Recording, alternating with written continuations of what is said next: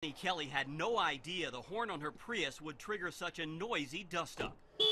I didn't do anything wrong. She's talking about an incident here on Route 20 in Auburn several weeks ago when she says a cop in an unmarked SUV peeled out in front of her as she swerved to avoid him. And as I did, I blared my horn at him, and I looked over and I saw that it was a police officer.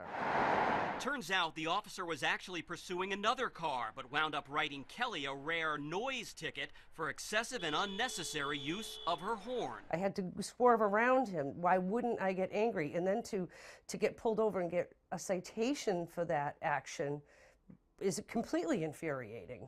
But Stephanie Kelly got even more upset when she learned the officer had told his superior something not written in any report, accusing her of giving him the middle finger from behind the wheel.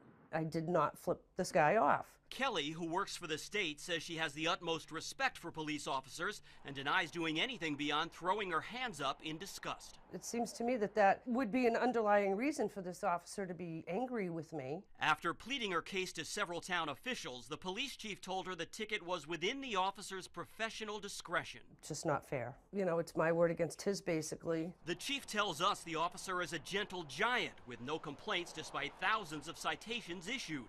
Even though paying the $55 quietly would be far less costly and troublesome, Kelly vows to fight this ticket till the end. I have to. In Westboro, Ken McLeod, WBZ News.